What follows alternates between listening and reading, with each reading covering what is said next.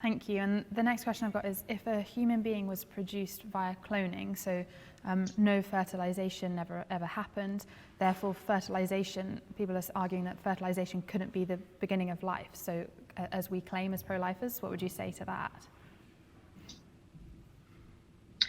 You guys have some interesting questions over in the UK. If you have a new human being that comes into existence, regardless of whether that human being has come into existence in a petri dish or inside of a mother's womb, it doesn't negate what fundamentally you are, which is a human being with value. Nice, short and sweet, I like it, nice and punchy. So saying that women should be forced to continue their pregnancies is wrong, and no one should have to use their body as life support for someone else. So I guess someone's giving us the autonomy argument there. Yeah, that's definitely the bodily argument. I mean, there's a couple of different questions of, one, the relationship between mother and child is fundamentally different than a relationship between you and maybe a stranger.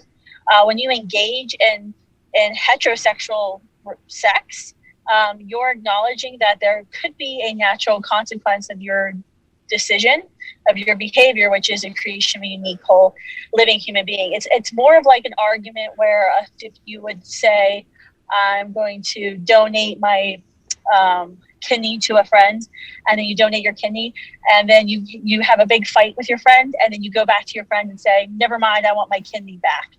Nobody would say that. That's more akin to what abortion really is, and the fundamental different relationship between a mother and a child versus a mother and a stranger.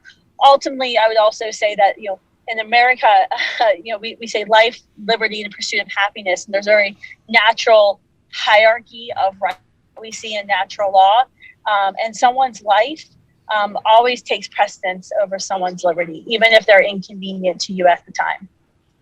Yeah, sort of hierarchy of rights, isn't it? So this is a question someone's put about a personal situation and any advice you have for them. So they've said they've got a friend whose mum had an abortion when she was young, and she says that if this hadn't happened, she wouldn't have met the man who's her husband now and had a child with him.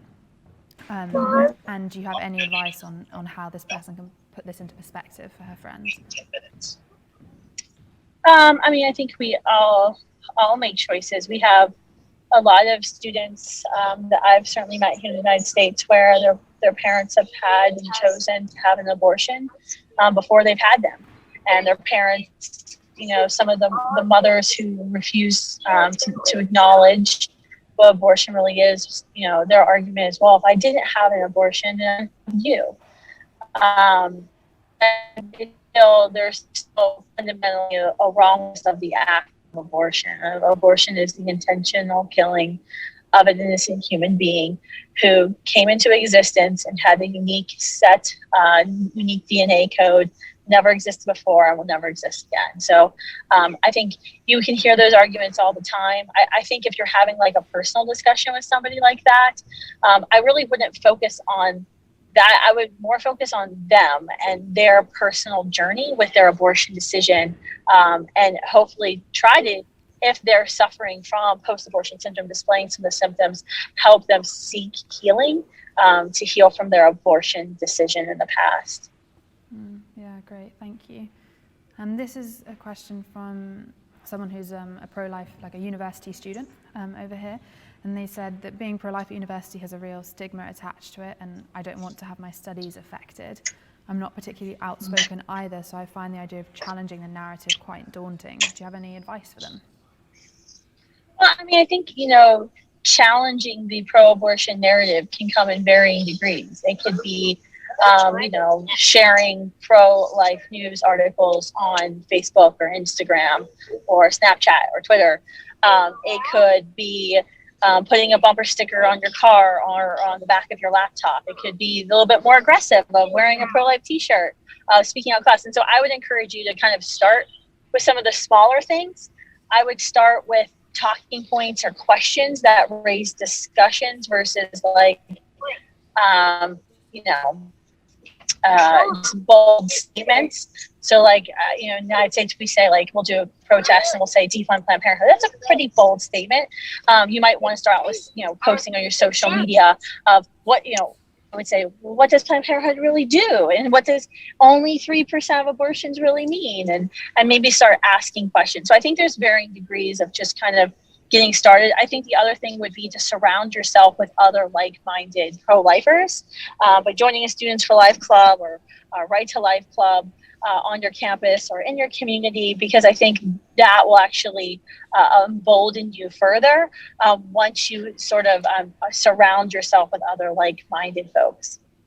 Great, thank you. That's really encouraging. I think, yeah, I found definitely having a community around me when I was back at university was one of the main things that really encouraged me to actually share this message and feel like, oh, I'm not the only person that's that has these opinions, definitely. Yeah, I mean, that's why the March for Life UK is so important, because that is what you're doing. Not only are you challenging the current media narrative, not only witnessing to your friends and family, but you're actually supporting yourselves and other pro-lifers across the UK that they're not alone. And that's going to result in thousands more being willing to speak up and be involved.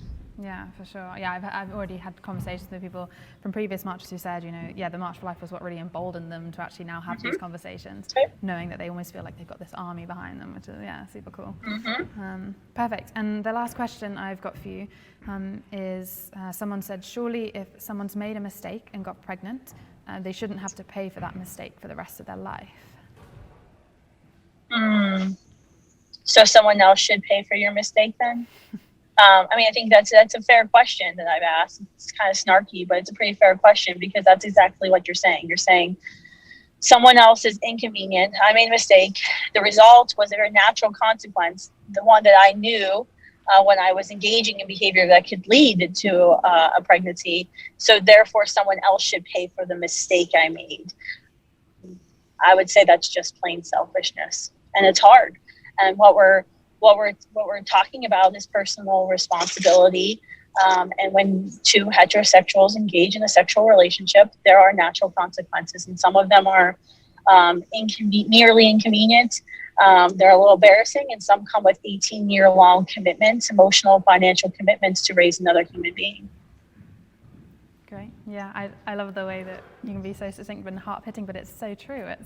I think sometimes we need to hear it in that way. It's hard. It's really hard to hear. And I'm sure, and I'm sure the person who asked the question, if they're listening, is probably pretty angry with my answer right now. But it's a hard fact, and it's something that I have to train my children and talk to my children about. When they make decisions, there are consequences to those decisions, and we have to deal with those consequences. No, thank you very much. And thank you so much for being with us, Kristan, and taking the time. And thank you for your ministry and all the amazing work you're doing over in the States to really build up a culture of life there and the pro-life generation. It's really great. We look to Students for Life a lot for what we can implement here as well. So thank you so much for taking the time. Well, we love what you all are doing, and we pray for you guys a lot, because you're faced with a much more hostile government and media culture over there. So we're paying attention. We're thinking about you, even though we're not over there. Come and see us anytime. We'd love to take you on campuses and take you all to our March for Life and to our National Pro-Life Summit and strategize and brainstorm. And so thanks, guys. Yeah, thanks. It sounds amazing. All right, take care. Thanks, Kristan. Bye-bye. Bye.